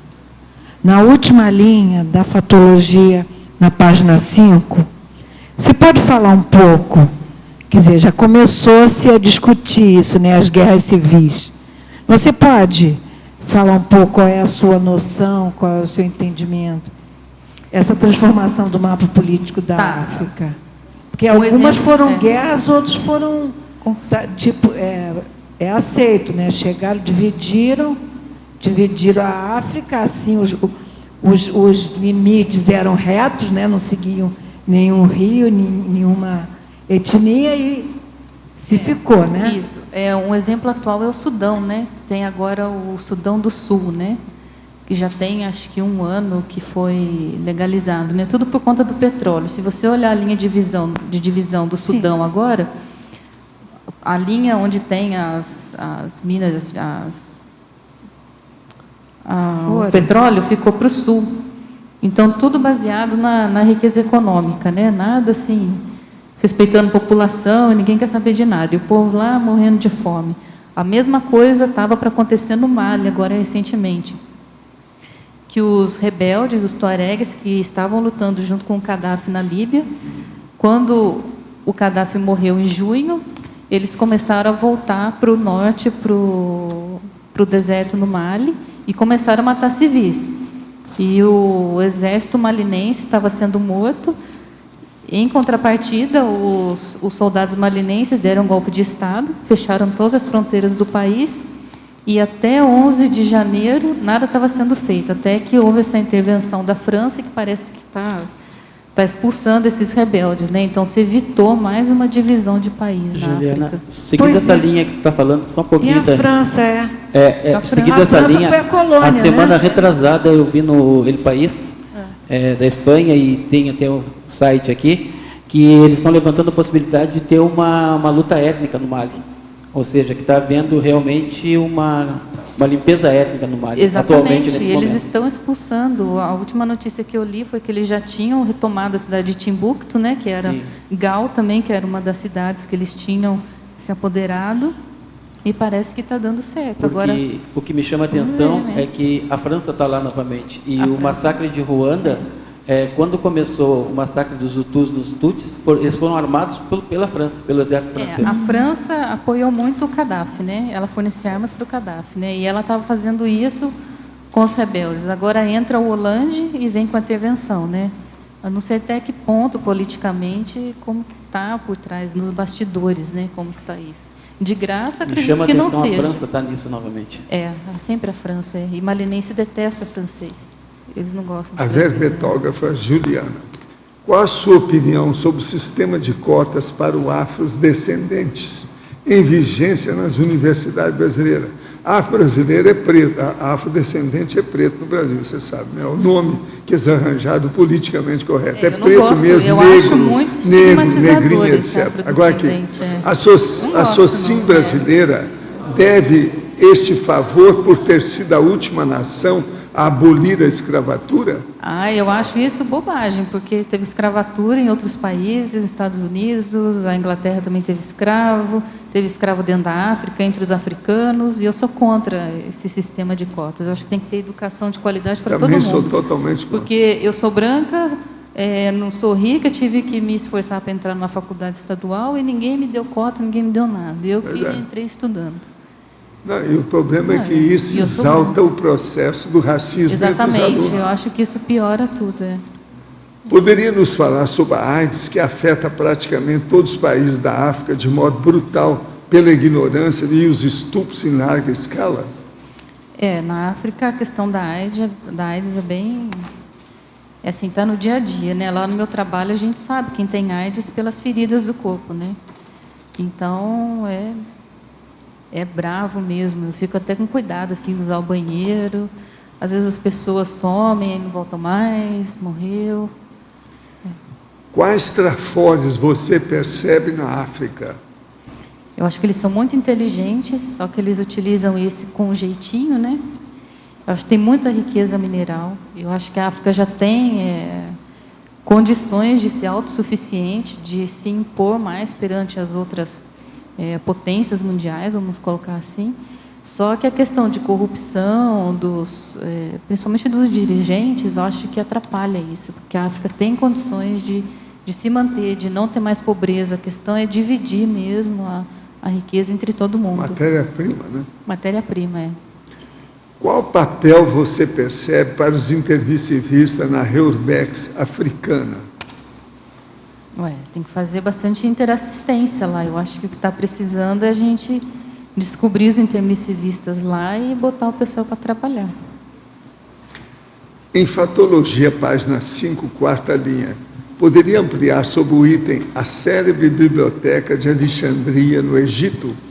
Sim, aqui eu coloquei para chamar atenção com relação à questão da erudição, né, dos africanos, a questão da Alexandria, que é uma das bibliotecas mais conhecidas, né, e que foi queimada, mas nesse sentido que eu quis colocar aqui para lembrar de Alexandria. Professor, dizem que cabrito bom não berra. Poderia comentar e expandir sobre a autocriticologia do DAC? Aqui eu falo o seguinte: a pessoa que reclama do contrafluxo na vida ainda se nivela por baixo, apresenta-se débil e precisa de autocrítica cirúrgica. O ideal é a consciência estar por cima e sobrepairar os fatos naturais na busca da AM, ou seja, da autoconscientização multidimensional. O que eu quero dizer aqui é o seguinte: queixa significa ignorância. É isso que eu quero dizer. Professor, se a desnutrição crônica causa alterações do sistema nervoso central que perduram e só são superadas 3 gerações depois, com a melhora do hábito alimentar, como poderia se trabalhar para superar a paragenética de um soma em condições precárias? Não, aí o problema todo é a pessoa trabalhar com a energia de tal modo que ela possa assistir os outros. Com isso, então, ela vai se predispor para, oportunamente, ela ter até macrosoma e outras coisas mais nesse sentido. Com isso, ela melhora a paragenética dela. Agora, o que é engraçado nisso aí é o seguinte: uma paragenética frágil, mesmo com 3 gerações, ela ainda não consegue se impor perante a genética alterada. Isso é não só engraçado, como tragicômico, um negócio terrível. Mas é o que acontece. Agora, a maioria não entende o processo de paragenética. O dia que a ciência, principalmente a medicina, entender a paragenética, muita coisa vai ser apreciada com um ângulo e uma abordagem diferente. Juliana, aqui no B, você já comentou sobre isso no código, na codigologia, o códigos grupais de vitimização coletiva. Pensando que esse padrão de holopensene perdura gerações aqui no Brasil também, causando nos afrodescendentes uma reivindicação deslocada e consciência com para-reivindicação deslocada cronologicamente mesmo, né? Eu fico tentando saber, se você já pensou sobre isso, quais são os traços ou o traço que é por onde caminha a TARES, que a gente pode estar podendo reverter esse processo holopensênico, né? Isso não é uma coisa estagnada há muitas gerações, mas no processo assistencial, quais traços seria, por quais entradas seria a abordagem de assistência através da TARES? Eu acredito que os trafores mesmo que eu estou falando, para a quebra dessa conduta que vem de geração em geração. Eu acredito que é mostrar que aquilo é uma ignorância, né, e que a pessoa está indo para o caminho errado, né? Tentar esclarecer de uma forma que entenda que aquilo é algo que não vai trazer benefício a longo prazo, né? Às vezes a pessoa consegue algo em troca, mas aquilo ali é efêmero, né? É passageiro. Mostrar as vantagens evolutivas nesse aspecto, acho que seria por aí. Juliana, você poderia falar um pouquinho mais sobre o Richard Burton? E se você já viu um filme chamado Montanhas da Lua, que conta a história dele, que ele procurava os nascentes do Nilo, né? E a competição com outro explorador inglês. Eu não assisti o filme. Falar um pouquinho mais. Inclusive, eu estou com o DVD aqui. Eu ainda não terminei de ler esse livro dele, mas aqui o que coloca é que a família dele foi para a Índia, viajou muito com ele, e ele até não teve uma educação na questão de... Ele fala que prejudicá-lo, né, na questão de ser diplomata, seguir a carreira diplomata, mas ele chegou a ser cônsul na África Ocidental, e esse livro trata especificamente dessa parte da vida dele como cônsul na África Ocidental. Porque o filme Montanhas da Lua, eu sei que foca muito o trabalho dele para descobrir a nascente do Rio Nilo, né? Nilo, é. E esse livro não, trata de outro aspecto da vida dele. Se não me engano, ele veio para o Brasil. Veio para Santos, cônsul no Brasil, né? Veio, diplomata aqui. Ele participou da Sociedade Inglesa de Geografia, e fez muitos estudos na área da geografia e da antropologia na África. Ele era bem erudito, sabia várias línguas. Isso, poliglota. Poliglota, Muito bom. Parabéns, viu, pelo verbete. Juliana, Osvaldo aqui no ar. Eu queria retomar o tema que tinha iniciado na pergunta de Cristina Aracaki a respeito da corrupção dentro da sociedade na África, certo? Eu queria te perguntar o seguinte: dentro do conhecimento que vocês têm do próprio comportamento tribal dentro das sociedades originárias da África, existia esse comportamento? Porque eu vou te dizer uma coisa, pelo que eu tenho de conhecimento dentro de algumas culturas, inclusive aqui na América, era até punido dentro das próprias tribos. Por exemplo, o roubo, por exemplo, a questão do furto, que seja. Então, minha pergunta é: esse foi um comportamento adquirido depois da conquista ou já existia antes da conquista? Olha, eu não estudei esse assunto muito a fundo, não, mas eu acredito que isso já vem de muito tempo. Eu acho que não tem a ver com a colonização. Eu acho que isso já é algo da cultura deles mesmo. Porque eu vi isso no Mali, vejo agora em Moçambique. Entendeu? Era isso? Justamente isso é o que eu queria saber, porque em alguns comportamentos, vamos dizer assim, de várias, vamos dizer assim, de povos originários antes vamos dizer, da chegada do europeu, fundamentalmente, não existia esse tipo de questões. Foi feito, logicamente, por uma questão de deformação da própria mistura e novos hábitos dentro da própria sociedade que foi surgindo depois das misturas das diversas raças. Posso ajudar? Tem um autor, inclusive eu estou com um livro dele aqui, chama-se Boubacar Boris Diop. Ele escreveu vários livros sobre... Ele é africano, e África mais adiada del Espelho, África além do espelho, e ele defende a tese disso, que muitos foram ensinados em escolas europeias a disseminar esse tipo de comportamento. Então ele cita inclusive nomes, e ele culpa principalmente os belgas, os ingleses e os franceses por fazer esse ensinamento e voltar para a África para disseminar esse tipo de comportamento. E ele defende a tese de que antes da colonização esse tipo de comportamento não existia na África. Existiam as lutas tribais em busca do poder, mas eles se respeitavam, eles tinham respeito e não tinham um comportamento desse tipo que tu está falando. Agradeço o teu comentário, porque justamente em um filme que eu tinha assistido, eu tinha observado isso, mas como não pesquisei a respeito disso, fiquei simplesmente com essa informação que eu tive naquele filme. Obrigado. Juliana, aqui não sei. Eu queria te perguntar aqui sobre, na fatologia, na página 6, terceira linha de baixo para cima, o que seria a Primavera Árabe? Me chamou a atenção, não sei se você já explicou esse termo. Foi aquele movimento no norte da África recentemente, né, onde o Gaddafi morreu, que teve aquela... Em Tunísia, né, que teve aquele movimento todo de queda dos governos. Foi chamado Primavera Árabe. Tá. Obrigada. Juliana. Alô?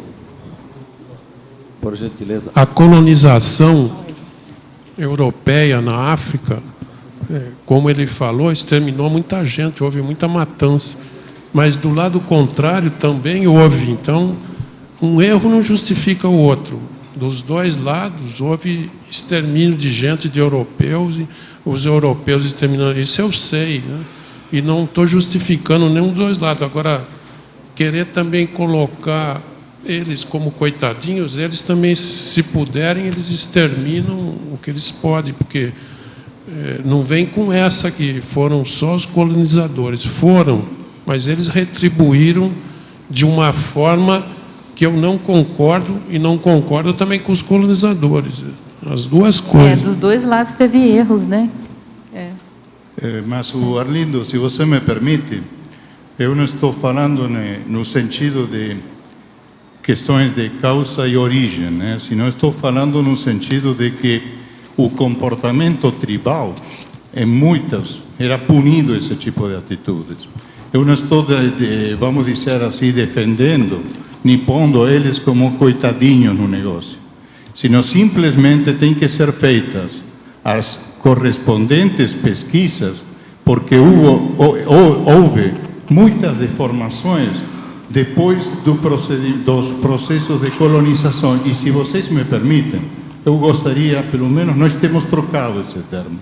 Não falamos da colonização, falamos da conquista, porque foram processos, ou melhor, os processos de colonização são bem diferentes aos processos de conquista. E no caso, na América do Sul, principalmente na Espanha, não vou falar do Portugal porque não conheço a respeito, mas também, dentro do que aconteceu na África, foram processos de conquista e não de colonização. Não, mas, veja bem, na questão da América, ali os espanhóis massacraram os indígenas, não houve nem retribuição, porque lá nos Estados Unidos eles liquidaram lá com os indígenas e, lógico, existe sempre o mais forte se prevalecendo da história, não há dúvida nenhuma. Mas estou dizendo, a retribuição também está errada. Professor, a Emily Roberthouse e o Francis Burton têm alguma relação com os reis católicos Ferdinand e Isabel de Aragão e Castela, na Espanha? Olha, isso aí tem que estudar para ver o que tem. A única coisa que a gente sabe é que não era, se teve relação, era relativo isso aí. Principalmente o Burton, ele mexia mais com o processo de ciência, para fazer com a turma, aquela sociedade de exploração que havia, né? Na madrugada de segunda-feira projetada, fui ao encontro de Bárbara Seoto, que, como Consim, tinha muita ligação com a África. No Extrafísica, ela organizava uma peça de teatro que, penso eu, ser um psicodrama para os que ressomarão. Não entendi o que fazia lá, mas já era aguardada. Teria algo que ver com o verbete hoje? Isso eu não sei. Anota aí e vê o que tem de real no estudo. A verbetógrafa. Tenho hipóteses fortes sobre minhas vidas passadas, mas não confio ainda nas minhas sinaléticas a esse respeito. Poderia ampliar os tipos de sinalética que recobram com precisão a memória de perguntas sobre a sua identidade pretérita? Estendo a questão ao Pedro e ao Valdo, se possível. Isso aí é o Cláudio que está perguntando. Você tem alguma coisa? Eu não sei. A experiência que eu tive foi de perceber exopensene de amparador. Tive muita ideia com relação à Inglaterra e aí foi aquilo que eu comentei, a questão do gancho para chegar até a Emily. Mas aí depois eu comecei a estudar e comecei a ver por mim mesma, estudando o livro, que tinha muita coisa que batia.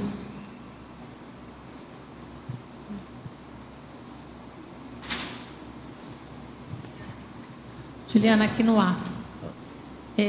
Eu não sei, eu não consegui perceber se você colocou aqui, rapidamente, eu li o verbete, não li com mais profundidade, em relação à utilização de pessoas lá na África como cobaia para grandes laboratórios.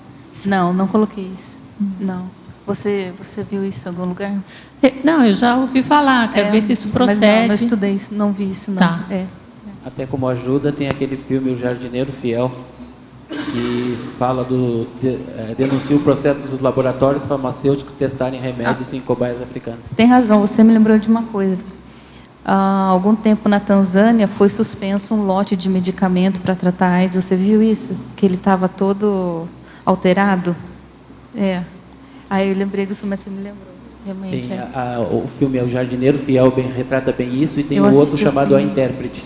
que retrata bem isso também, de o processo dos grupos farmacêuticos testarem os medicamentos em africanos. Aqui em cima, no P. Se falou muito aí nos dois personagens, mas eu queria que você, no masculinologia, dissesse alguma coisa sobre o queniano Louis Leakey.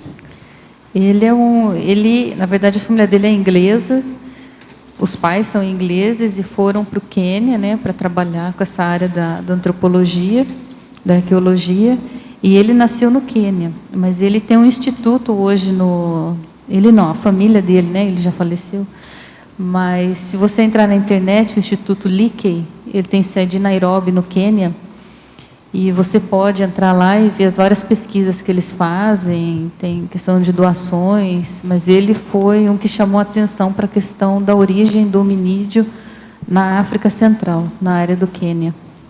Professor, aqui no C. Aqui no C. Levando em consideração todas as questões de dificuldade territorial que a África tem, a gente pode comentar que essas dificuldades, essas guerras territoriais, elas existem por falta de uma reurbanização ou elas existem para que ocorra algum tipo de reurbanização? Não, elas existem pelo próprio processo geográfico, a geopolítica e o processo da falta de educação. Precisa muito de educação a África, muita educação, para melhorar a cultura. Agora, o processo lá é geopolítica, por todo lado tem, é geografia política. Tá bem, obrigada. Entende? Professor, aqui no A, pegando essa situação da Juliana de vida passada, essa questão de sequência, né, de consecutiva, consciência consecutiva, que dica que o senhor dá para pesquisa? Eu estou fazendo algumas pesquisas para a gente poder fazer uma aferição se foi ou não aquela pessoa. Quais são os critérios, quais são os métodos? Não, a coisa mais séria não é a pessoa se preocupar com isso, não. É se ocorrer algum evento, ela então desenvolver uma pesquisa.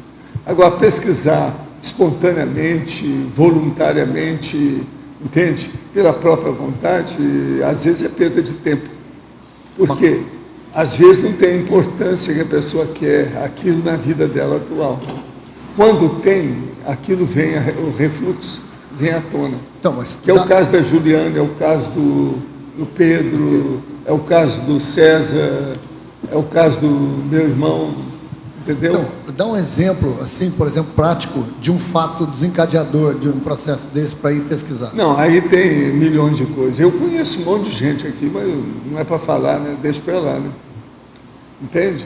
Tem muitos fatores que interferem nisso. No caso dela é muito importante, porque cedo ou tarde ela iria saber dessas coisas todas. Isso aí é espontâneo, não tem jeito. Está tão na cara. Então, mas você sabe, é aquilo que o português fala. Não, é filho cuspido e escarrado. Quer dizer, uma cara do focinho do outro. Não tem jeito. Agora, se vocês for olhar aí, não é só o focinho do outro. O problema é o temperamento. E o jeito, as reações, que eles são só meio século. Isso não dá. Agora, a pessoa mudar o temperamento. Por isso, no caso dela, está muito óbvio demais. Então, mas aí parece que tem, alguém me disse, eu não lembro quem foi a pessoa, que o senhor considera que são 100 itens, alguma coisa parecida com 100 itens, se ela for estudar, ela vai chegar no 100. Você já deve ter uma porção desses itens, não tem que bate, né? Que encaixa, ó. Às vezes é mais de 100 itens. Agora, chega num certo ponto que o percentual daquilo que não bate existe em função do processo do timeline, quer dizer, o problema da cronologia. Então, a época que está certa situação, isso dá diferença. Agora, outra coisa muito séria, que no caso dela não entra, é o processo do corpo. Se há uma alteração corporal, às vezes, dá uma diferença grande. Agora, isso eu já estudei de uma tal maneira que já teve casos que eu falei assim, olha, ele vai nascer assim, assim, assim. Vai ter diferença por causa disso, disso, disso. Batatota, tudo aconteceu com o meu filho. Eu previ o que ia acontecer. Agora, devido ao problema de quê? Do corpo com a doença e a condição, vamos dizer, cultural da situação. Eu falei assim, ele vai nascer num outro nível. Agora, tudo deu certo com ele. Eu avisei isso tudo para a mulher que eu ia casar com ela para ter o filho antes de ter qualquer relação com ela. Então, está entendendo bem? Eu falei antes. Agora, nesse caso, o senhor fala sempre a questão física. Ela é relevante também para poder fazer? Porque você pode estar nascendo numa família... Chega no certo ponto que as coisas todas bate igualzinho, assim, ó. Um é a cara do outro. No caso dela, tem alguma semelhança. Agora, tem casos que é demais. É muita semelhança demais. Altura, tudo, né? Altura, porte físico. Pois é, mas às vezes a diferença é enorme. Outra coisa, eu sabia, por exemplo, o caso do meu pai, que ia dar alguma alteração com ele. Então, a gente tem que estudar na personalidade consecutiva os problemas, antes de tudo, do processo genético, paragenético e o problema, vamos dizer assim, da parapatologia da história da pessoa. Isso influi demais na situação. Então, aí vem tudo diferente. É preciso de você saber como é que é. Que essa pessoa que eu estou pesquisando, por exemplo, eu nunca entendi uma coisa. Quando eu era criança, eu tinha um medo muito grande que meu pai morresse logo, que eu fosse pequeno, né? Então eu ficava pensando, questão da religião, pedindo para que ele vivesse muito, para que eu não ficasse um menino sem o pai muito cedo. Meu pai não tinha doença, não tinha nada. Eu não entendia por que eu tinha aqueles pensamentos. E essa pessoa que eu estou estudando, pesquisando, eu não sabia. O pai dele morreu jovem, ele era novo quando o pai morreu, ele tinha 10, 11 anos. Aquilo me chamou a atenção. Eu falei, mas pai... mas agora, isso aí é um fator isolado. Mas tem que estudar mais ou menos 100 itens. Então, agora, tem uma coisa que é fator sine qua non. Ele é definitivo. É o temperamento. Temperamento, talento da pessoa, as tendências dela, mostrar o perfil. Como é? Isso aí não pode mudar. Por exemplo, no caso dela, são 50 anos, não dá para mudar, ela tem que ser igual a outra, tudo, ó. Cara de uma, focinho da outra, não tem outro jeito. E até sendo um pouco, ela já viu que os negócios tudo batem, tudo é igual. A tendência. Agora, o melhor é o temperamento, ela mostra o temperamento até na conduta dela, o jeito desde que ela chegou. Até os gostos. Eu no início, até brincava com ela para ver se mexia assim, não adiantou nada, ela ali. Assim, bolas, essa aí não muda nem com uma chibata, tá entendendo? Então, veja, é o jeitão dela. Então, isso aí é seríssimo.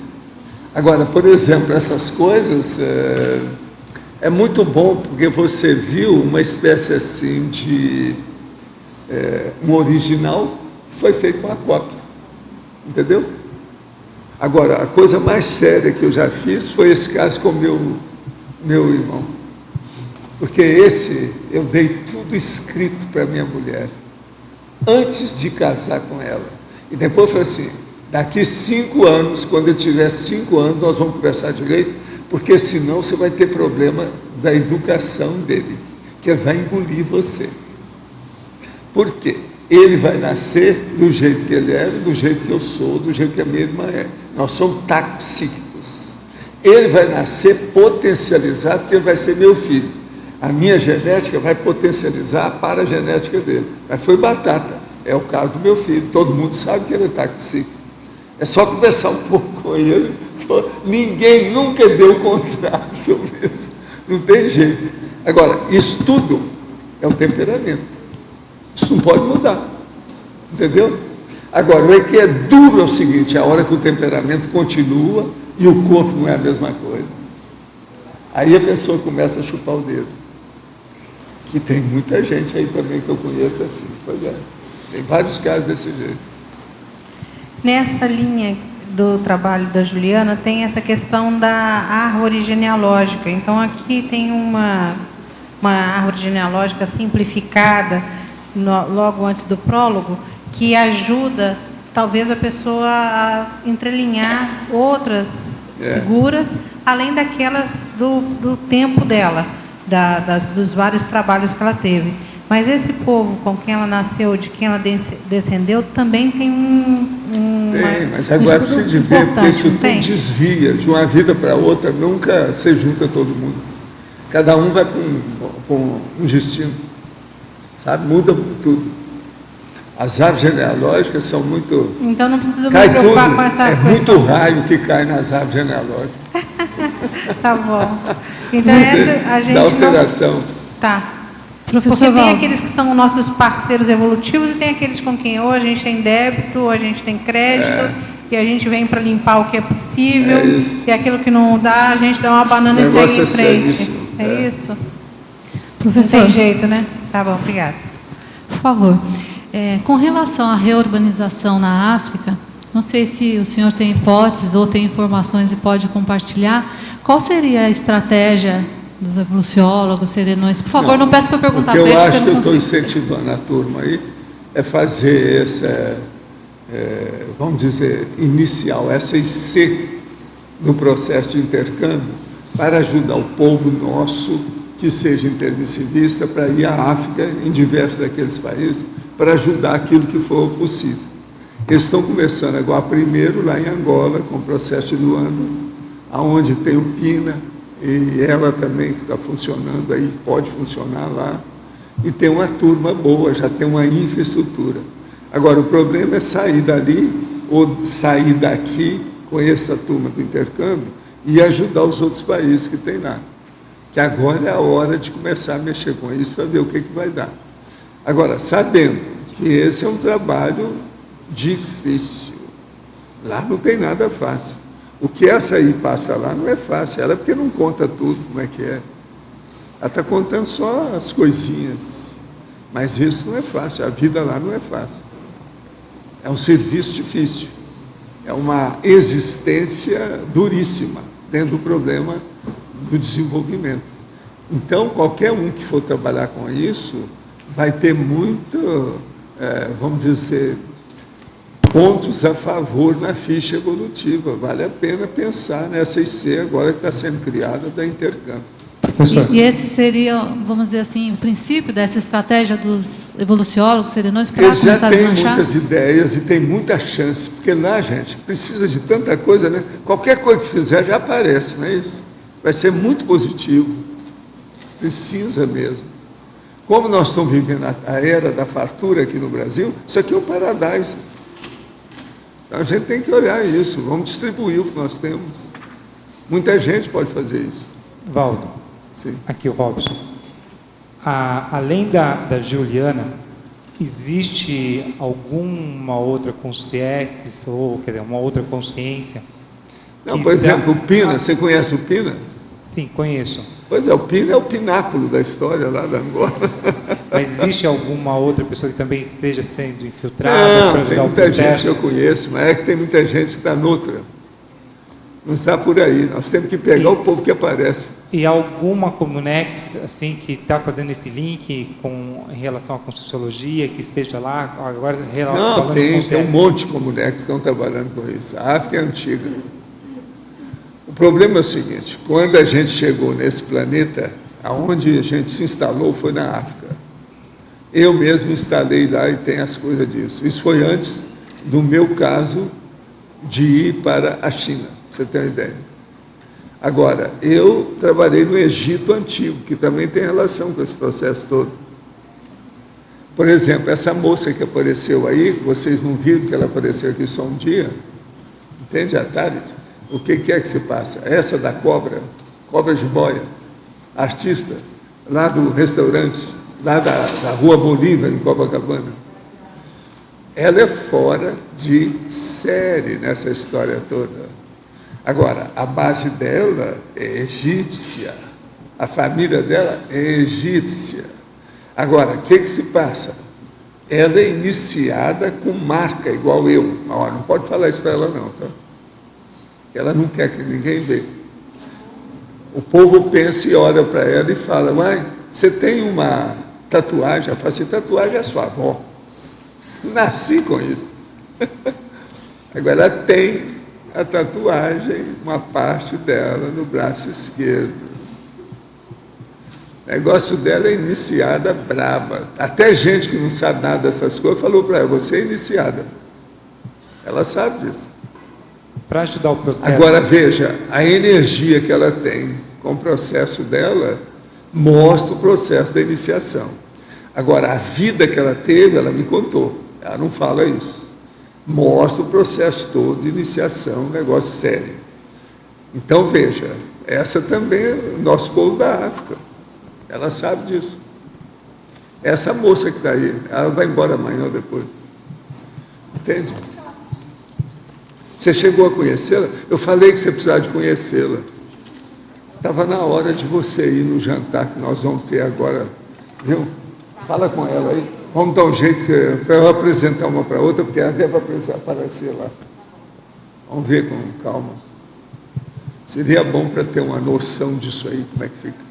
Agora, ó, nós esperamos mais 2.000 verbetes seus sobre a África. Tá certo? Os nossos comerciais, por favor. Obrigado. Hoje tivemos 105 assinaturas no livro de presença, 27 perguntas presenciais e 27 perguntas online.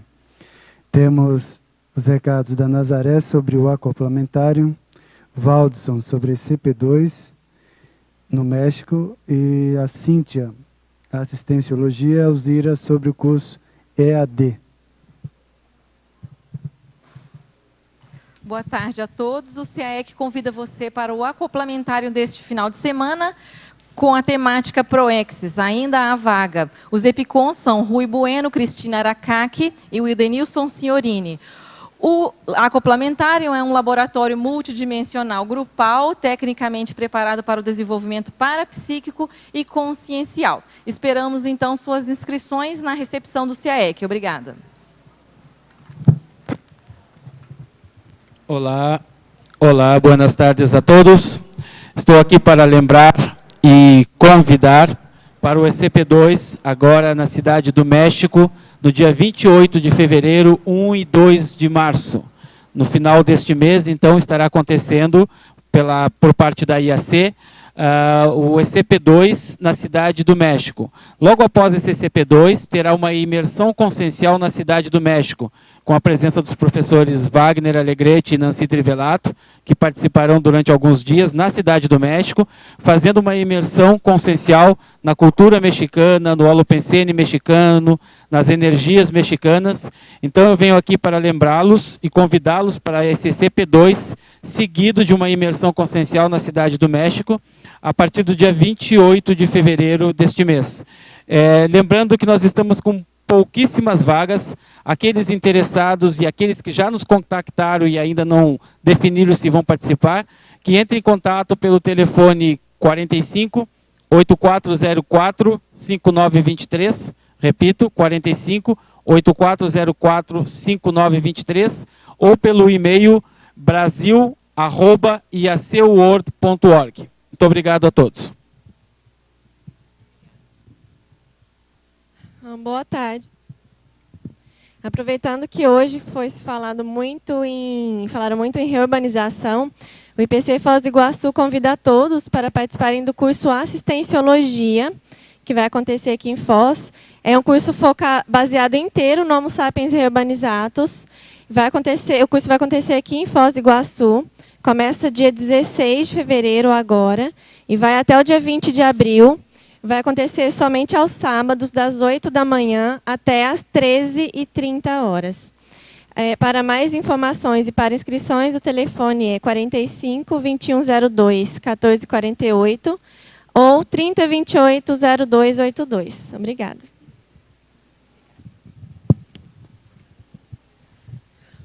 Olá, pessoal, boa tarde. Hoje eu tenho 2 convites. Um para o curso Consciência Cobaia Voluntária do Conscienciograma, que acontece amanhã, dia 14 de fevereiro, das 15 horas às 20h30. E as inscrições podem ser feitas na recepção do CAEC. O segundo convite são para as pessoas moradores fora do Iguaçu, do Conscienciograma Sem Drama. Este curso favorece, o auxílio e a compreensão do conscienciograma nas respostas permite a pessoa fazer a autoavaliação detalhada das suas qualidades e aspectos a melhorar a partir das respostas às 2.000 perguntas do conscienciograma.